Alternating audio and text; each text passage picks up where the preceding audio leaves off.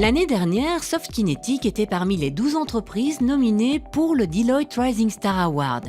Il s'agit d'un concours qui récompense les entreprises de moins de 5 ans dans le cadre du Deloitte Fast 50, la sélection des entreprises de technologie ayant la croissance la plus rapide du Benelux.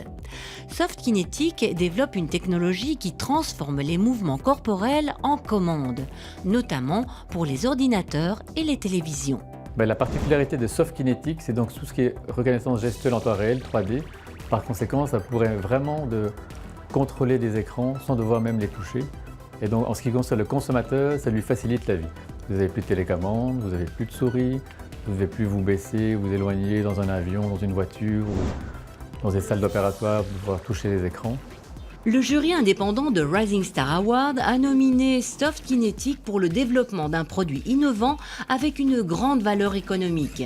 L'entreprise a été fondée par des chercheurs de la VUB et de l'ULB.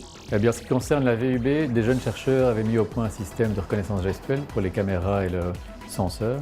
Et pour ce qui est de l'ULB, c'est un jeune chercheur qui avait terminé son doctorat en software, qui a écrit tous les algorithmes qui permettaient de traiter l'information qui venait des caméras. Et donc il y a encore des liens extrêmement forts avec ces deux universités, certainement avec la VUB qui elle-même est actionnaire dans la société. Chez Softkinetic, la moitié des chercheurs proviennent directement de la VUB et de l'ULB. Softkinetic a pour l'instant environ 90 employés, la majorité sont en Belgique. Et dans ces employés, il y a plus de 70 qui font de la recherche et du développement et qui ont donc des diplômes, comme je vous l'expliquais, de doctorat ou des masters en microélectronique, en optique, en informatique. La plupart de ceux-ci sont basés à Bruxelles, certains sont à Charleroi.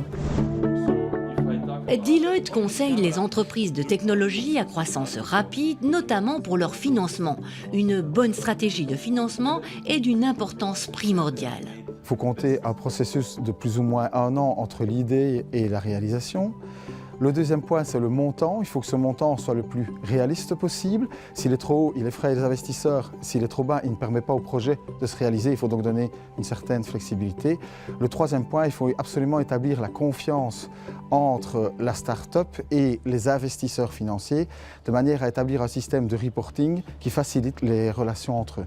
Dans sa phase de démarrage, Softkinetic a été financé par ses fondateurs, par des business angels et via du capital à risque. En 2010, Belgacom et la région wallonne y ont pris une participation. L'année passée, on a fait une 3e levée de fonds, où là sont intervenus aussi certains business angels, comme on appelle ça, et aussi des entrepreneurs qui eux-mêmes avaient démarré leur société, l'avaient revendue avec beaucoup de succès, et étaient particulièrement intéressés par notre société, qui est vraiment à la pointe de la technologie, sur des marchés émergents d'un point de vue technologique. Le fait d'avoir été reconnu par le Deloitte Fast 50 permet à Softkinetic d'attirer des investisseurs potentiels et des partenaires. La nomination au niveau de Fast 50 permet bien entendu d'assurer cette visibilité.